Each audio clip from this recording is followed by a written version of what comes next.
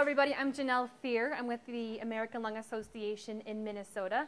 Welcome to today's training on asthma. And I hope to go over a lot of the basic information, but as you'll see, there are packets of information in front of you that will be a wonderful resource for you moving forward. You'll also hear me repeat a lot of things throughout the presentation because asthma is very complex at times, and having more resources than not is helpful for later on. So I just wanted to do a quick overview of the materials that are in front of you. I may be referencing some of them later, and this will be helpful to kind of pull them out as we go along.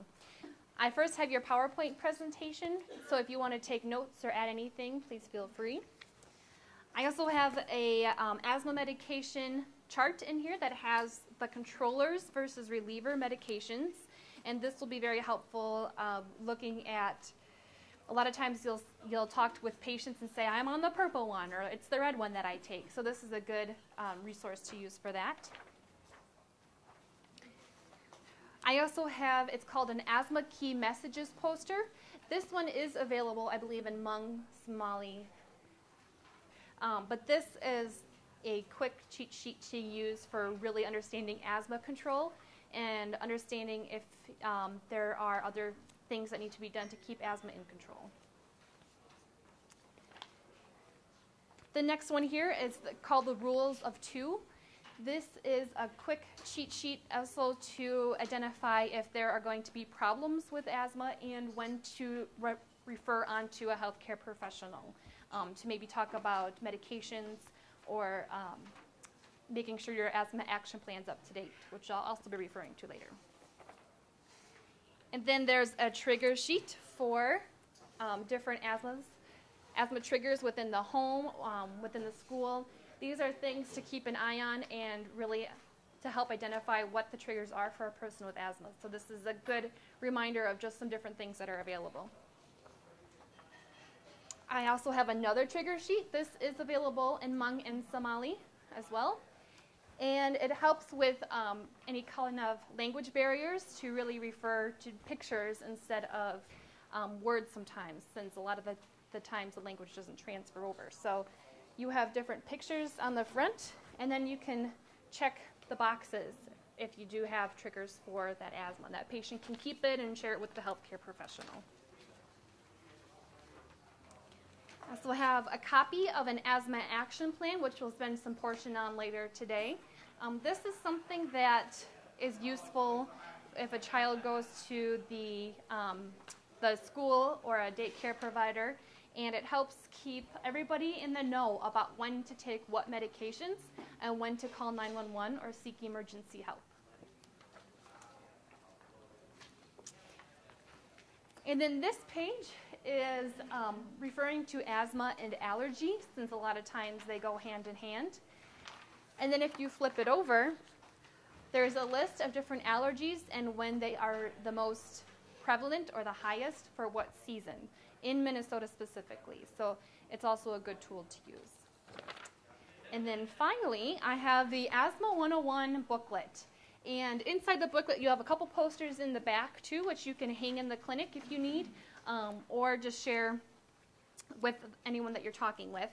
But this Asthma 101 booklet is going to be really key for referencing certain things. There's also medication delivery device techniques and pictures. So if you don't think a person with asthma is taking their medication properly, they have different step-by-step pictures that you can reference and demonstrate if you need to for the patients.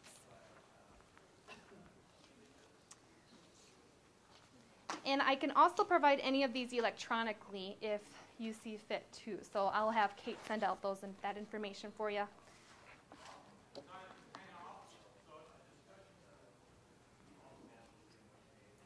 So the Asthma 101 curriculum, or the PowerPoint that we're going to go over today, was first developed for nurses, child care providers, coaches, and we're just going to go over some common asthma symptoms, the potential triggers that might cause asthma to what we call exacerbate or make asthma worse. And also have an asthma episode or an asthma attack. Those are all things that we'll discuss today. The difference between a quick relief medication and a controller medication. We'll also talk about how to manage an asthma episode and respond to an asthma emergency. And then we'll talk about the asthma action plan in more detail. So a little bit about the American Lung Association. We've been around for over 100 years. Originally started with tuberculosis and have since expanded to, as you know, tobacco, lung cancer, asthma, and chronic obstructive pulmonary disease, which is emphysema, is also known as, and chronic bronchitis. Our mission is to save lives by improving lung health and preventing lung disease. And we do a lot of activities with education, advocacy, and research. So just a quick overview of what asthma looks like in the United States. There's an estimated 22.2 million people that currently have asthma, and then it's 6.8 million children. It's the leading cause of missed days of school for children, and then it accounts for 14.5 million lost work days as well. Asthma is the third leading cause of hospitalizations for children, and in 2004 there were 3,780 deaths attributed to asthma. So this is really important. A lot of people think asthma is just something that a lot of people grow out of, but it's underestimated how serious it can be. So education and really working with the patient are key for preventing these deaths. So a snapshot of what it looks like in Minnesota. There are 302,000 adults currently diagnosed with asthma, 90,000 children with asthma, and then it is estimated that $240 million is spent in hospitalizations, emergency department visits, and medications, and that's from 2004. And then $181 million is spent indirectly from missing school, from missing work in 2004 due to asthma. So this is huge because a lot of times these asthma visits can be prevented with the right medications and the right education. We don't need to have kids in the emergency department for no reason. As you know, with a lot of other chronic diseases, like asthma is, children will go to the emergency department right away instead of going to their primary care provider. And it's the same thing that we see with asthma. So what is asthma? Here I'm going to talk a whole hour or so about asthma. And what is it? It is a chronic inflammatory disease of the airways. That means your airways swell. Inflammation or swelling of the lining of the airways. And then bronchoconstriction or tightening of the bands of smooth muscle surrounding the airways, which reduces the width of the airways. So it sounds like a lot, and there'll be a picture coming up that'll help you with a little bit. And then excess mucus production that further narrows the airways.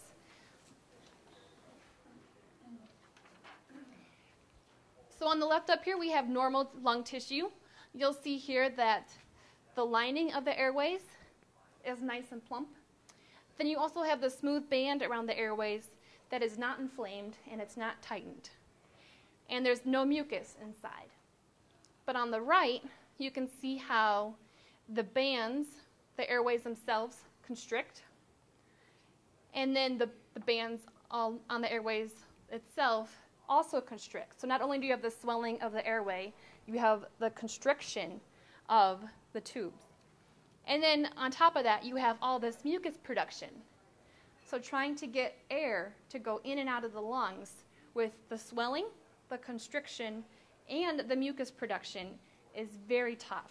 Kind of help demonstrate that, just so you have a little bit of sympathy for what these patients are going through, empathy what the patients are going through.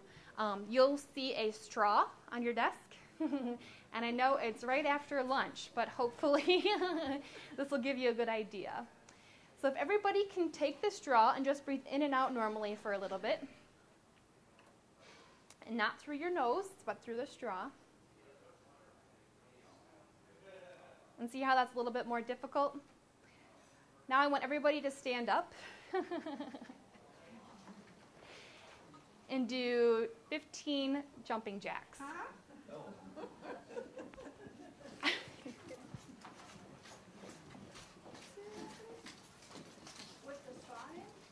Not yet. Okay, now stop. Plug your nose and try to breathe through the straw. A little bit more difficult, isn't it? Now try to constrict the straw a little bit. That's like mimicking the tightening of the bands around the tubes. So that's a small idea of what an asthma attack or an asthma episode feels like. Give you a little bit better idea of how that hurts. So I'm going to go over a few myths and facts about asthma, just to kind of give you an idea of what a lot of people perceive or think asthma is compared to what it really is. So a myth is asthma is only an acute disease and children with asthma outgrow it. The fact is, asthma is a chronic disease and you do not outgrow it. Another myth, asthma is a psychological or emotional illness. Truth, airway swelling is real even if triggered by strong emotions. Another myth, asthma is curable. The truth is asthma cannot be cured, but it can be controlled or managed.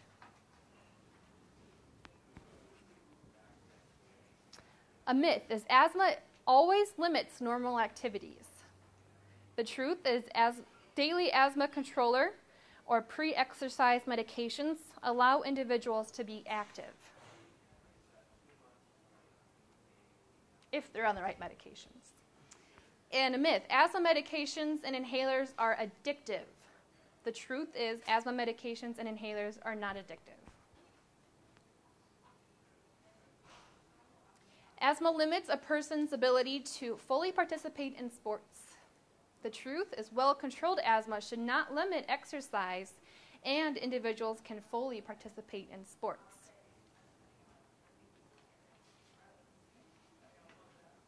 How about asthma medications become ineffective if used regularly? The truth is a controller medication, best used when daily. The use of a quick relief medication or albuterol inhalers is an indicator of poor asthma control. So if somebody is using their quick relief, something that really helps with those airways right away, if they're using that every day and only using that every day, that means their asthma is probably out of control. So a myth is people cannot die of asthma. But as we saw earlier, children and adults die from asthma each year. So how does somebody get diagnosed with asthma?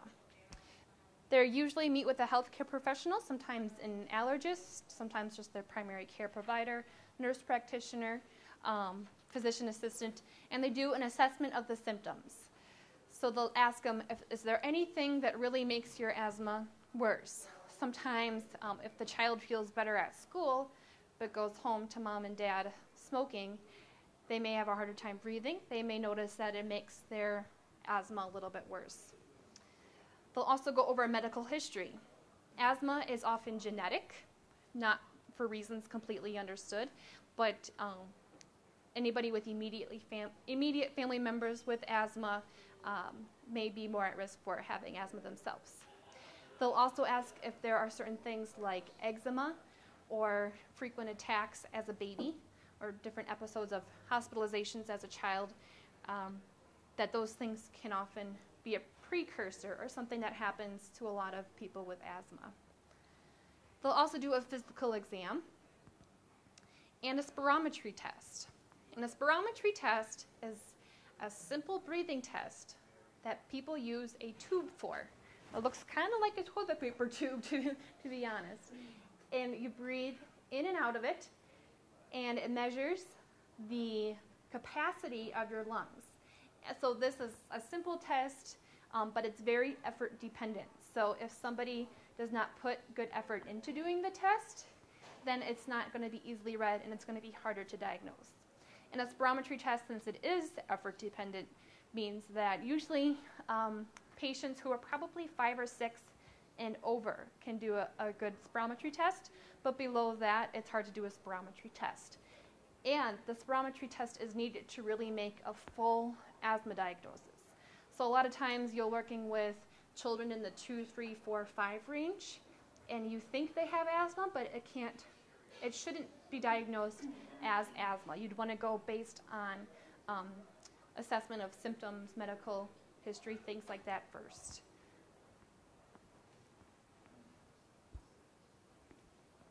So what are some different symptoms of asthma? You'll see wheezing, where it's audible to hear the wheeze coming in and out of the lungs. You may see somebody have difficulty breathing and shortness of breath. They may not be able... I have a question. Sure. You know, I don't hear, but can you see it? I mean, can you tell just the way, how effortless or how much effort they're putting into their breathing, even though I can't hear it? Is there a way of visually picking up on that cue? Good point. Wheezing is an audible only thing. There are different visual cues that you can see, but you will not be able to see visual cues of wheezing. And I'll talk a little bit about that. Thank you. You may see that they're having a difficult time breathing, that the shortness of breath. Perhaps their respirations or their breathing is quicker and not as full as normal breaths. They may also be coughing more than usual. And then they have tight chest or chest pain. And then retractions, which is the neck area and or muscles in the ribs. When they're having a difficult time breathing, they're using all of the muscles in their upper tract, basically, to help with that breathing. So you may see the retractions or their clavicles kind of sticking out, and that means that they're really trying hard to get that full breath of air. So that's one visual cue you can use. Okay. Thank you. Sure. So there are different levels of asthma classification, and this is something that's done by your healthcare professional or by the healthcare professional. There's also different severities of asthma, and that is from the basis of the asthma treatment plan. So there's something called the National Asthma Educator Certification Board that uses certified asthma educators, and you may or may not be using them in your clinics or hospitals, but it is a certificate exam that you can take. That would be a good person to refer on to help with understanding the asthma severity and the asthma assessment from each patient that you're working with. And then the severity level determines the type, the dose, and the frequency of each of the medications. So a lot of times the level of severity can change as well based on how many times the patient is waking up in the middle of the night, based on how many times they are using their rescue inhaler or their quick-acting inhaler. And all of that depends on what the medication is and if it needs to be adjusted to. So let's talk a little bit about different triggers or things that can cause asthma to be worse.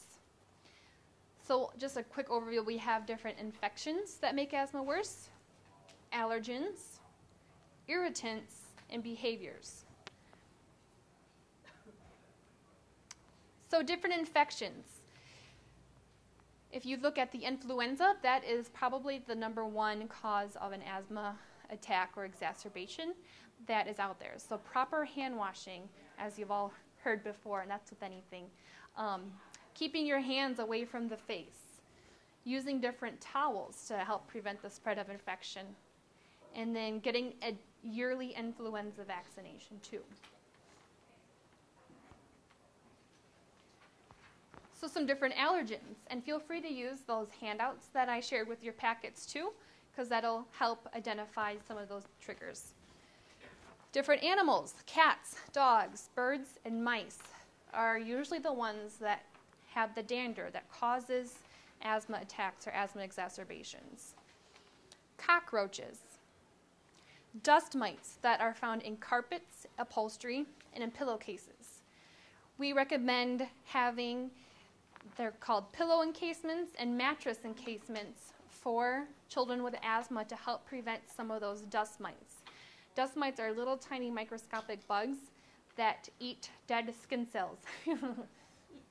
How about sleeping with that? And most of them are in the beds that we all sleep in. And you don't have to have asthma or a poor community or anything. So frequent washing of your sheets in 120-degree temperatures will help kill those dust mites.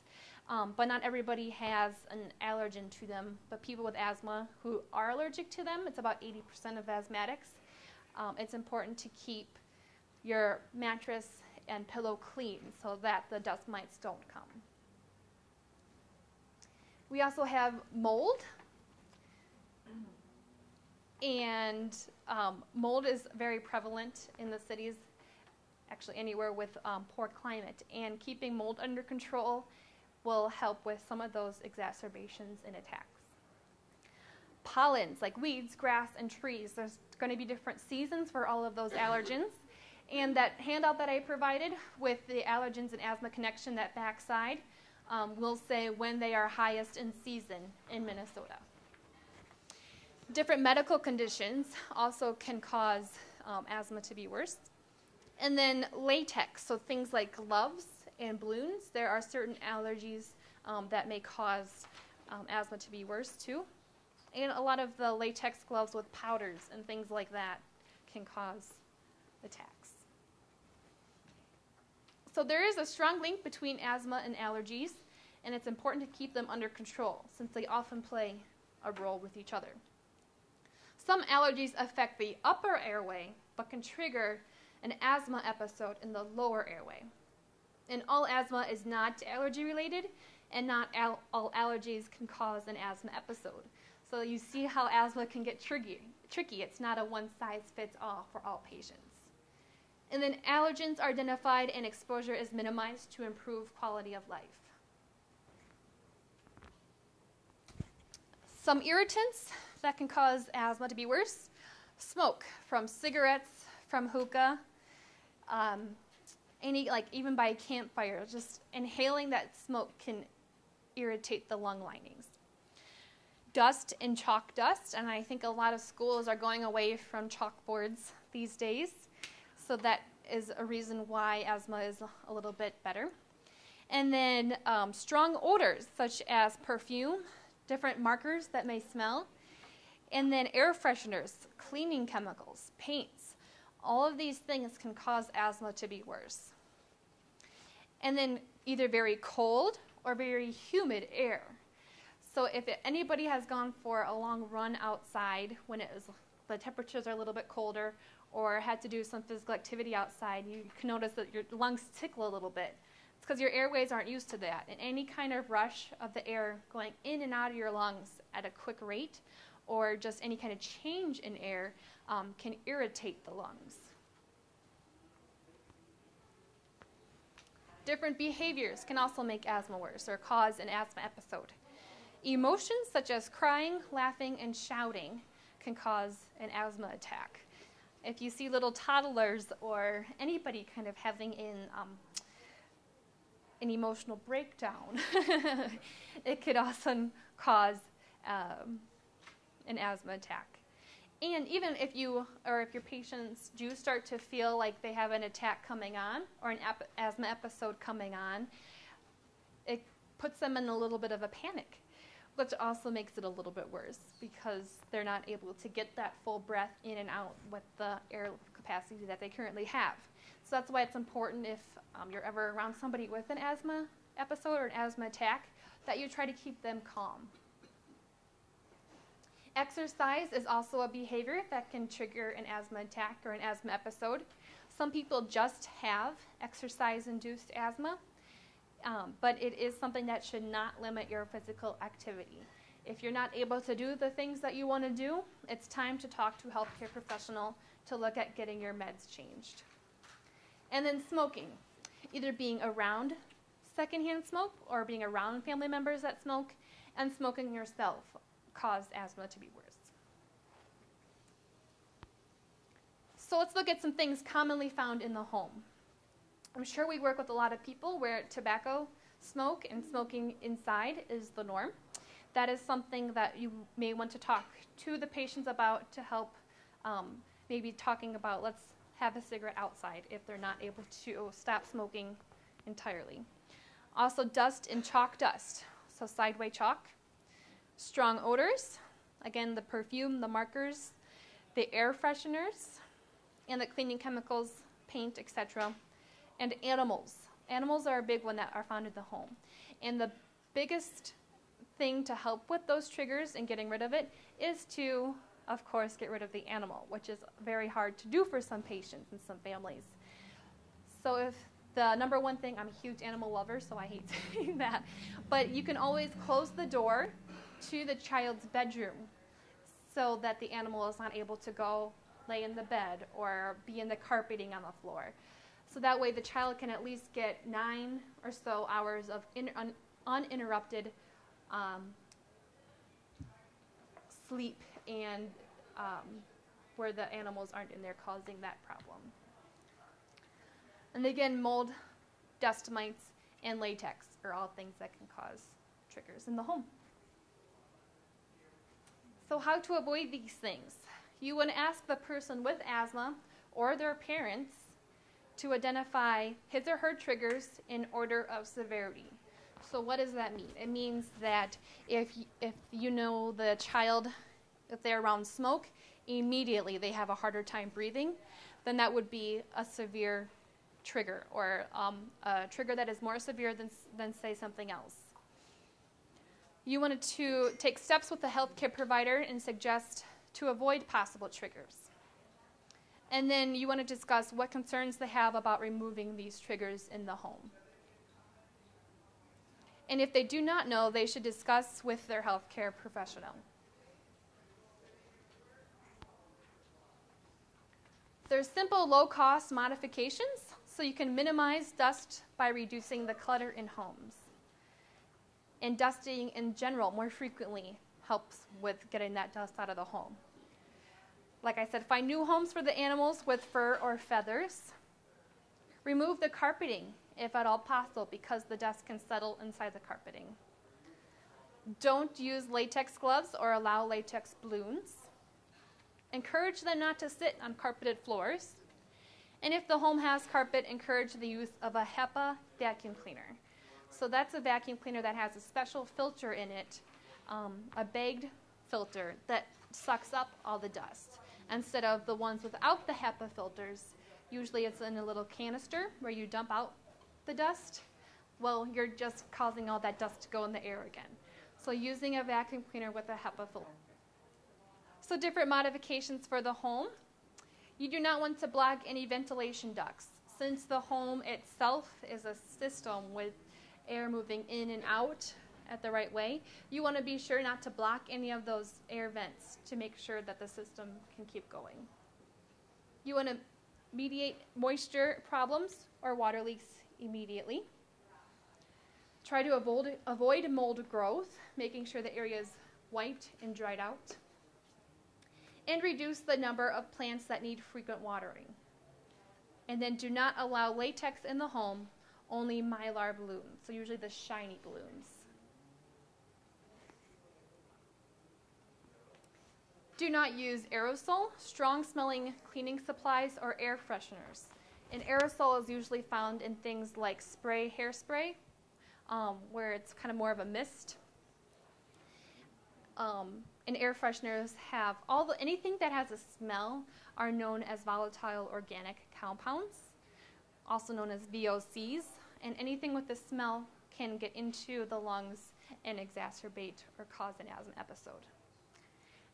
And then do not use permanent or odorous markers, and do not smoke in your home or vehicle. And that can include if they go to grandma's often, or if they have another caretaker, to also talk with the caretaker or grandma or wherever they go about not smoking around the child with asthma. So when to get help from the professionals. This is important to see his or her healthcare professional regularly. And he or she can help track triggers and work to find the right medications to control their asthma symptoms. And someone with asthma should see their healthcare provider once every 3 to 6 months, even when they are feeling well, and more often when experiencing breathing problems. This is important for people with certain seasonal allergies, where they may be feeling fine in the fall, but come spring, their asthma gets much worse. So it would be time to get in with a doctor or provider to help get those medications under control, even if they are on that medication only for that certain time to help get them through the allergy season. So goals with any kind of asthma therapy. You want to control the chronic and nighttime symptoms, making sure that they're not waking up in the middle of the night coughing. You want to maintain normal activity levels, including exercise. Also maintain near normal pulmonary function. And pulmonary function is measured through doing that spirometry test with the tube. And then to prevent acute episodes of asthma, minimize emergency department visits and hospitalizations, and then avoid adverse effects of asthma medications. So if your side effects of the medications that you're on are causing too many problems where you're not able to use them, it's time to look at a different medication. So we're going to talk a lot more about asthma medications, kind of go over the control versus quick relief medications. Controllers or anti-inflammatory medications, they help to prevent an asthma episode. And I know a lot of times the idea of prevention of an attack or something is hard to understand, especially if you break your leg, you go to the doctor. It's not something you can necessarily prevent all the time. But controllers are often seen as like vitamins for the lungs.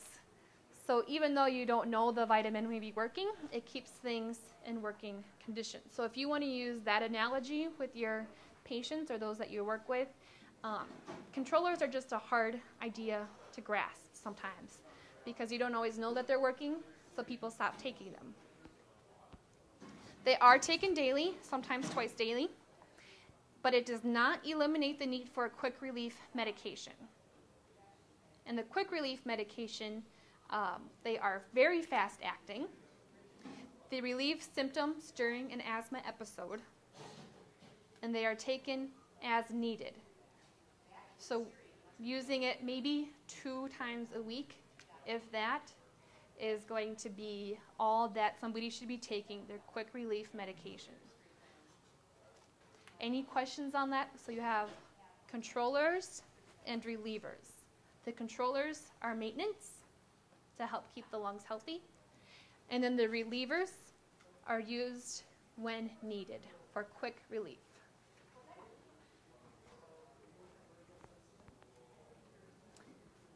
So controller medications are inhaled or taken orally, and they decrease the swelling and the inflammation of the airways. So if you remember the picture that we saw, you saw it was swollen and inflamed. That makes sense. It also helps to control the symptoms, prevent asthma episodes or asthma attacks, but it will not help during an asthma episode or in emergencies. Since it's the long-acting one, it does not help in emergencies.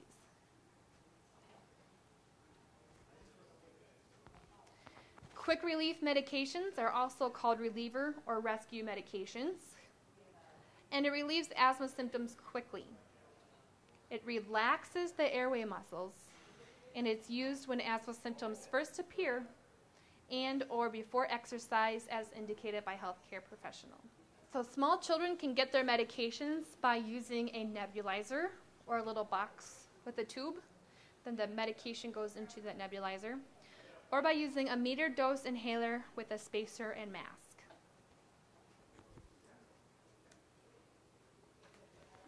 So a few notes on medications. It's important to know when they expire and not to use once they expire because the medication won't be good anymore. Know how many doses have been used. A lot of times with metered dose inhalers or the quick relieving ones, it will not say how many times somebody has used the medication. I'll show you an example here. So this is what we call the metered dose inhaler.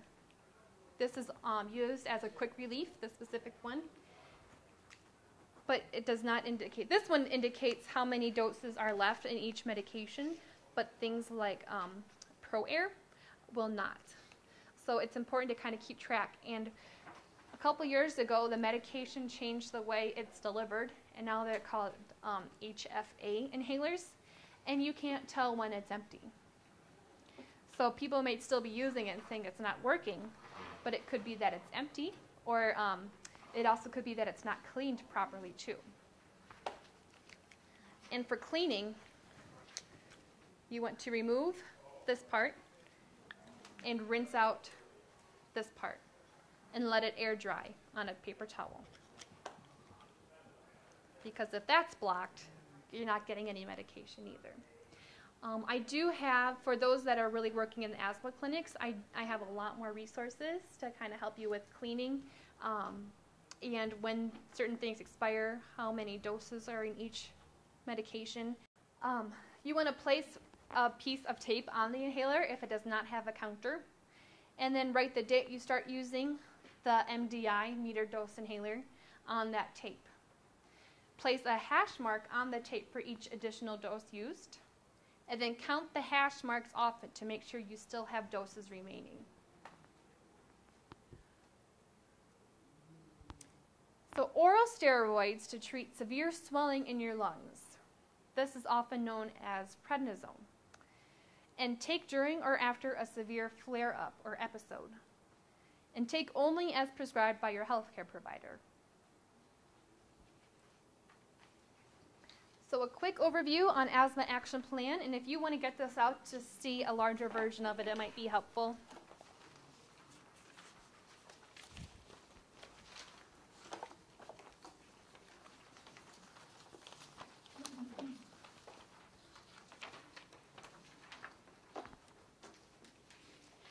And inside that book that is shrink wrapped or in plastic, there is a few posters.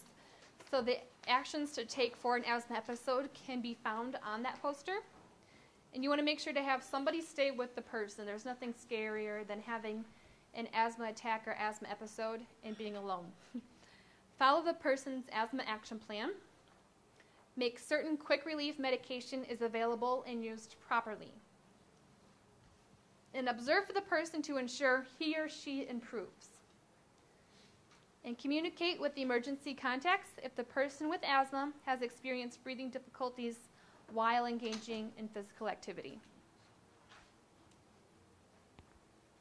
And an activity can be resumed when the wheezing has resolved, there is no chest tightness, there is no shortness of breath, the person is able to speak in complete sentences, and the person is able to freely walk around.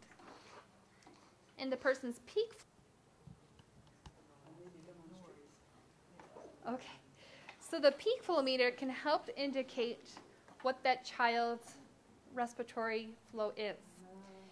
And they are based off of different numbers that you can use and include it in the asthma action plan.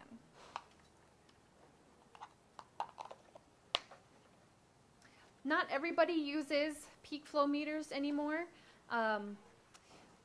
Sometimes the effort to do the peak flow is not always the best, so the numbers are not read correctly, or they're not, they don't give a true sign of how the lungs are, because of it's another effort-dependent test.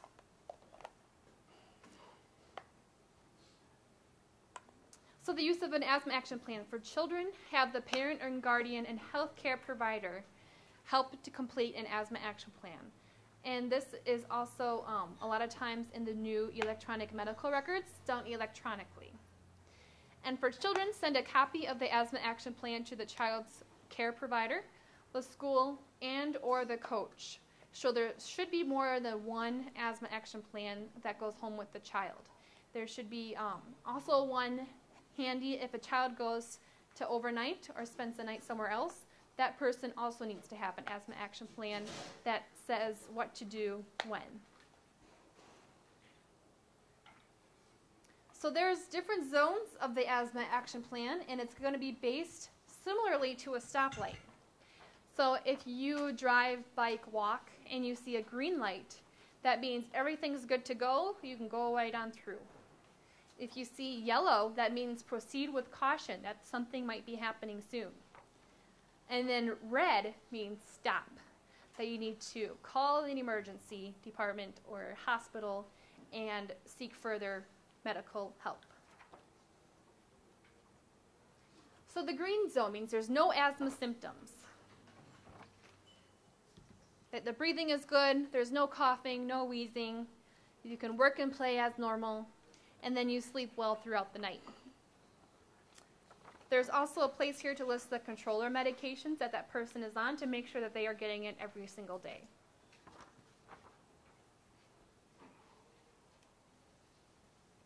So in the green zone, you want the person to be taking the controller medications every day if prescribed, even when feeling well. You want to keep quick relief medications on hand in case things do progress to something worse. You want to give asthma action plan to other care providers if necessary. And then eliminate asthma triggers in the home and see healthcare provider regularly for an asthma checkup every 3 to 6 months. So in the yellow zone, the caution, the early warning signs and asthma symptoms begin. This is when some problems breathing, when there's cough, wheeze, or chest tightness, when problems working or playing, and then when waking at night is more frequent. So there's different areas here too where to say what medication to use, how much to use, and when to take it. And then if your symptoms and peak flow, if used, return to the green zone after 1 hour of quick relief treatment, then, and it has directions. And then if your symptoms and peak flow, if used, do not return to the green zone after 1 hour, then you take these next steps. So there's kind of, it's laid out for the person that's using it. And I don't know if you saw at the top too, but there's also areas for severity classification of how severe that asthma is. Different triggers that may set off the asthma. And then exercise, when to pre-medicate. And then exercise modifications if they're not able to do certain activities.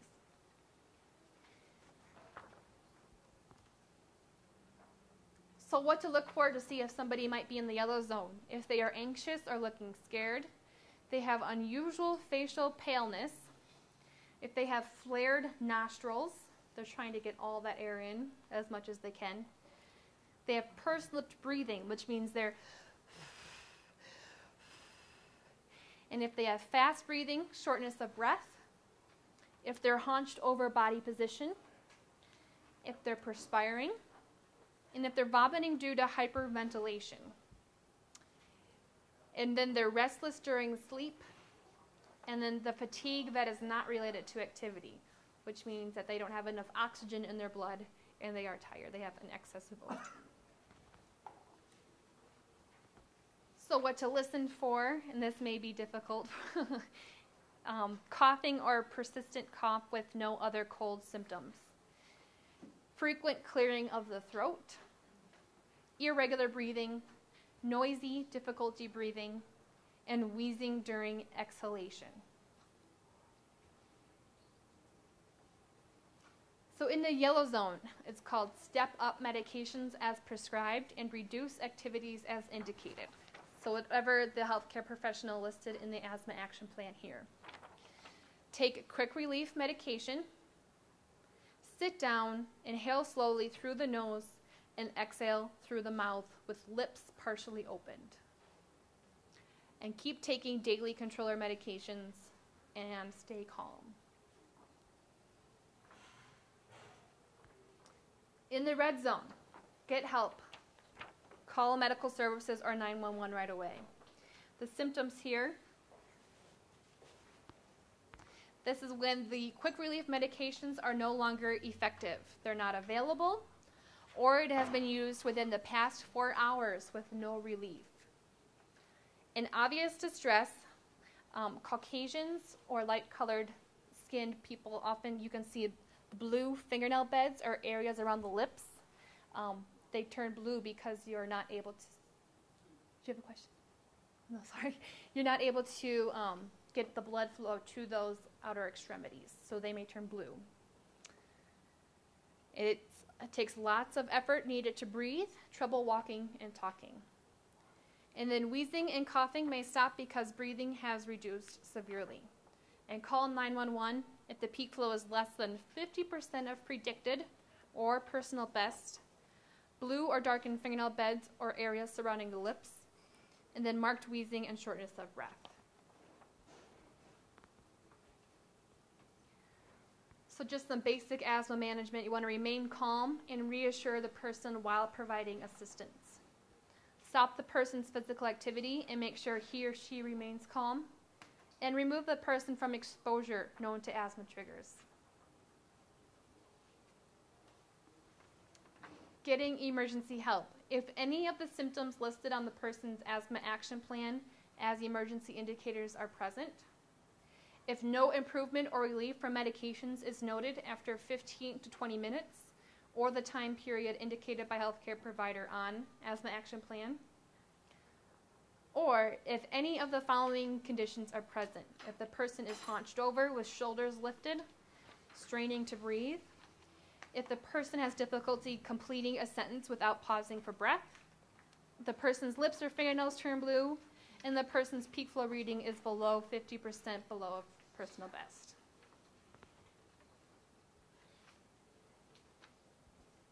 So goals for general asthma control. You want the person with asthma to sleep through the night, not cough or wheeze during the day or the night, to be physically active and do the things that they want to do with no limitations. You do not want them to miss school or work due to asthma, and not have asthma-related visits to the emergency room or hospitalizations. So control of asthma depends on being able to get medical care, having good self-management skills, and having good communication between a person with asthma and those around them, including the parents, the coaches, teachers, child care providers, friends, and coworkers. So how to prevent and control the asthma episodes. You want to work closely with the parent, guardian, and a child's health care provider to devise and follow a medical plan that prevents the symptoms from happening, reduces contact with triggers, prepares for any changes in symptoms, and determines when a health care provider's help is needed and when to seek immediate help. So how do you know if the asthma is not controlled? And the rules of two. So this is the piece of paper that's inside the packet that you can use to whip out as a quick guide. It's, do you take your rescue inhaler more than 2 times per week? Probably need to refer if they do, so to get their medications looked at again.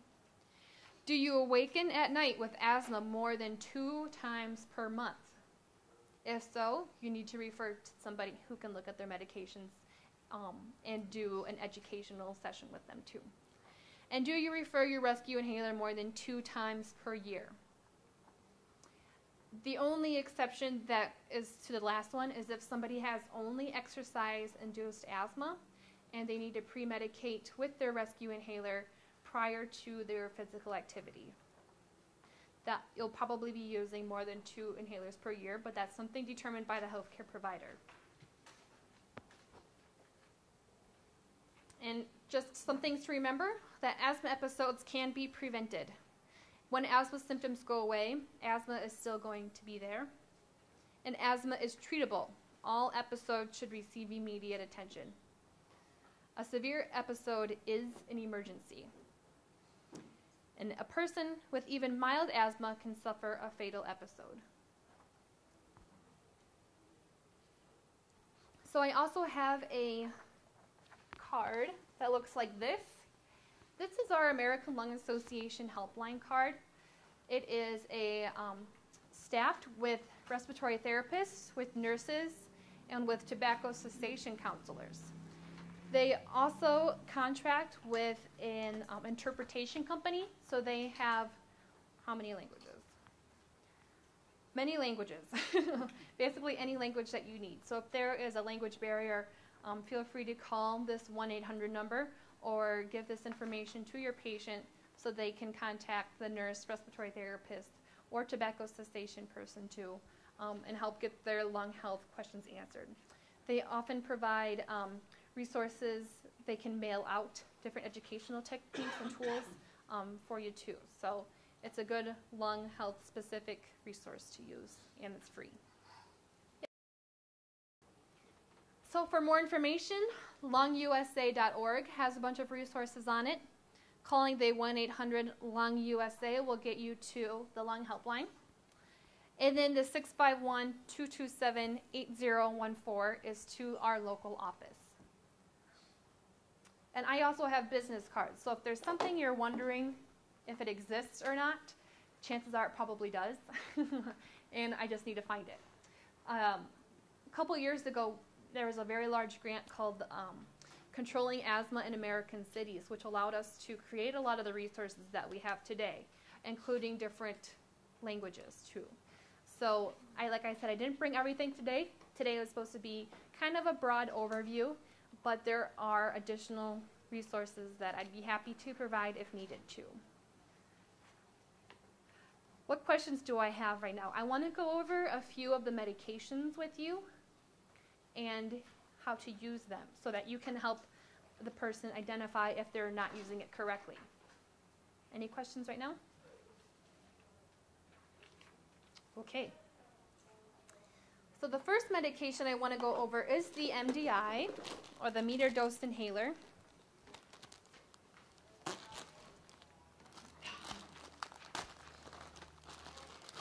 And the first thing to remember about the MDI, or meter dose inhaler, is that it should always be used with this guy or something like this.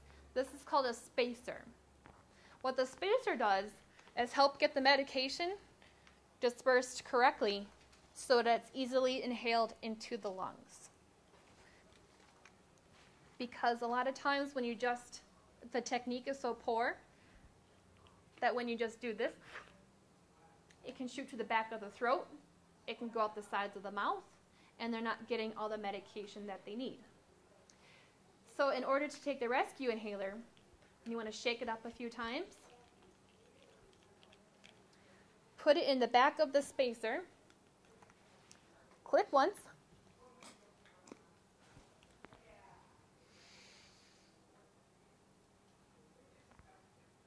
and hold. It's important to wait 1 minute before taking your second dose so that the medication has enough time to get into the lungs. Any questions? You want me to do it again? Okay. And a lot of times spacers have certain valves in them that if you're inhaling too fast, it'll whistle. And you don't want the whistle for something like this. I'm going to do it quick just so you can hear what it sounds like. So that means it's too fast. So again, you want to shake it up.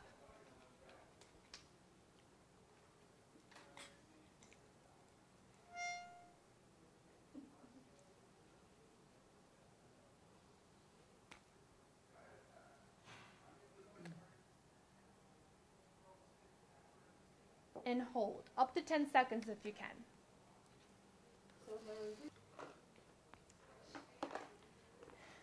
So this is an example of a controller medication. It's called the Discus. It's oftentimes purple and can be referred to as Advair, if you've ever heard that. And what this is, there's a little pill inside that you puncture and then breathe in. So to use this one, it's going to come folded up like this. You want to open it, slide the thumb back. There's another tube right here, or another notch. You're going to push this back and you're going to hear it puncture. Everybody hear it puncture?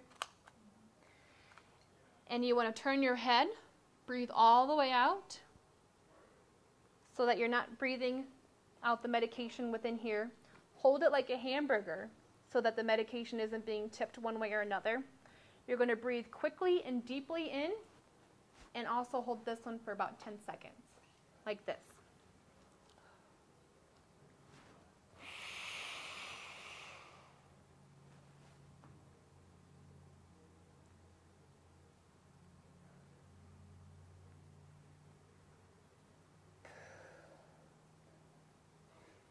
And then close it and return to starting position.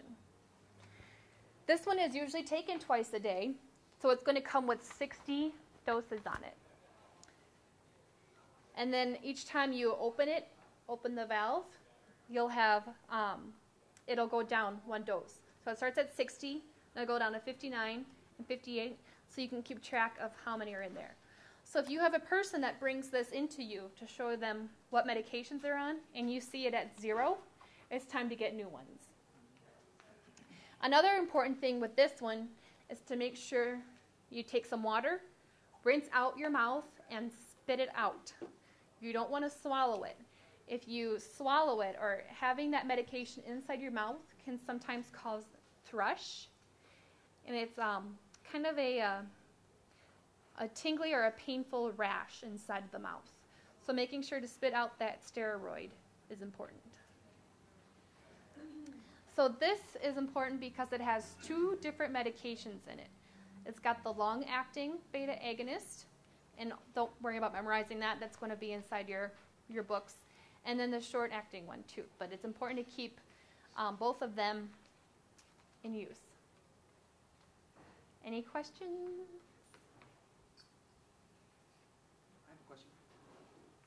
So after I inhale it, so I'm holding it in for a few seconds. How long should you wait to rinse your mouth out, or is it immediately? You can do it immediately. Okay. Yep. Good question. So for those of you that do work specifically in the asthma clinic, like I said, I have got a lot more Excel sheets or handouts, and if anybody's interested in that, you can either grab my card and I can send those to you, or indicate it on the registration form too, and Kate can send them to you.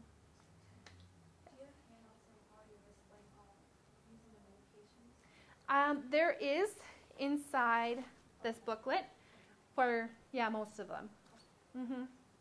But there's also, based on the type of medication it is, I have a handout that says when to clean it and how to clean it and how many doses each one provides. And these are handouts we can give to patients? Yep. Yep. And we also have handouts on our website where you can print off like the asthma action plan, the trigger sheet, those sort of things where you can print those off and hand them to participants.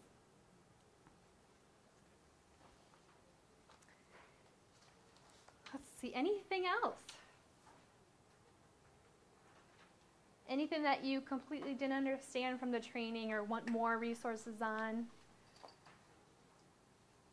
Yeah. I have another question.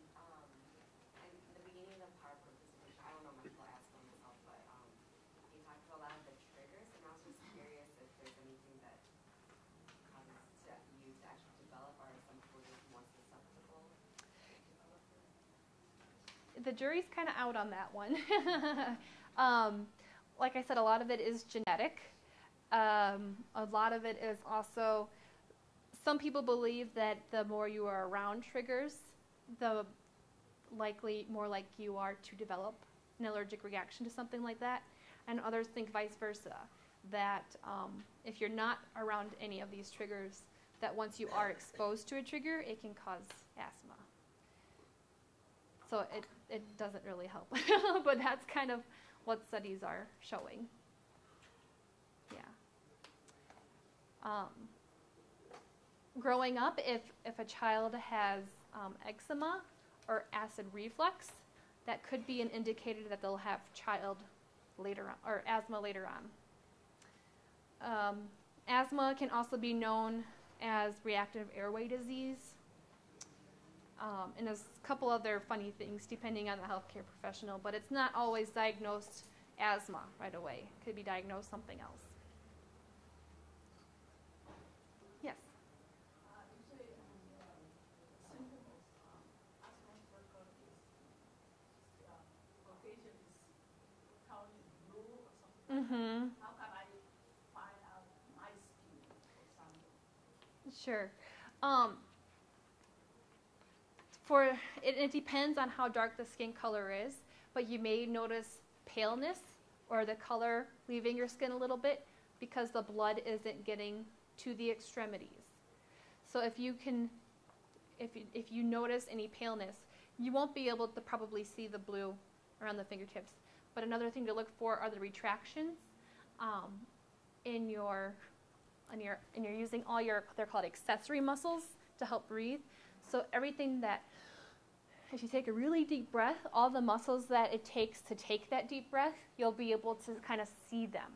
So your neck muscles might stick out a little bit more.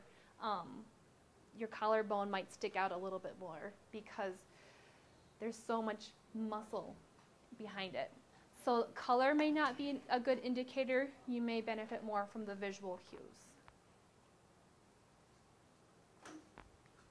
Yes? Mine is a general question. Okay, for example, the clients who work is, Somali speaking, and they live in an apartment where it's crowded and there's wrong, and some of them, they complain about the manager not changing. You know, they don't have the opportunity to move out. There's not much that they can do. Yeah. In terms of walking with the doctor and stuff like that. Pediatric home service is a resource that may be able to help. They've kind of gone away from providing different resources to help in the home, but they are able to go into the home and kind of say, it would help if you got rid of the mold, or even things like food storage containers to help keep out some of the bugs, and keeping the area decluttered as much as possible. I know structurally, if there are problems, Sustainable Resources Center may have some resources to assist with that. And also, and I don't know where we're at right now, but there are certain advocacy groups for patients like that, that to help give resources from their landlords, or to help kind of say what needs to be done to really stand up for yourself with a landlord. Because they can change it, but they don't want the cost of it. Yeah, And right. move, Right. And we are working statewide too, kind of in the next legislative season when it comes along, to get some of that stuff written into the Health and Human Services bill so that those resources are covered. Because it's shown over and over again that improving your home and improving and eliminating the triggers inside the home helps with asthma episodes, in turn saving healthcare costs, which is what everybody wants to do now. So it's proven that it works to help with those things inside the home. We just are looking for a way right now, statewide or more broadly, to help that be a service that is covered. Yeah. I've heard before that American Lungs Association are able to give patients like this HEPA vacuum that you're talking about. And that is based on different grants that we have. In the past, we've had grants to provide products. We are currently not on a cycle right now that does that. We are working with different tribal communities right now, but we don't have enough products and resources to do, to give the products and resources that people need with their current grant funding. If you live in Anoka County, they're accepting new enrollees for receiving products, and that's only Anoka County, right? Okay. Through the end of August. Act quick. Almost that. Yeah. Yes. Another general question. Like, over there it says fighting for air, Uh-huh. and I'm assuming that fighting for quality for air. And sometimes I'm wondering, I come from a strong background of working with vehicles, Mm-hmm. and I have noticed that every vehicle uses brakes, and the brakes are made of ceramics, or sometimes even from some type of fiber, even asbestos, I guess. And if you live like near a big stop sign, I can sometimes notice how the dust is coming out and filling up in the houses nearby, and just near the stoplight. Is there anything, is somebody looking at it? It has been done something about it? I mean, I know the pollution in certain areas of the Twin Cities, especially like around the I-94 area in near Frogtown, that is being looked at because the asthma rates are so much higher because of the pollution in that area. So it is being looked at. There are clean vehicle technologies that we advocate for. A group within our organization does a lot of work with ethanol, E85, different resources like that to cut back on the air pollution. Yeah, I'm just wondering if somebody suffering like that also, I thought probably move from those spots, you know. Mm-hmm. If they have the resources, of course. Yeah. There's a lot left to do for air quality and lung health, and we're getting there slowly and surely. If you think about 20, 25 years ago where we were with the tobacco companies and how much has changed then, it's looking positive for lung health. So we're on the right tracks. And thank you for coming and learning about asthma to help the patients that you see and work with. Education and when to refer on is really important. So thank you very much. Thank you.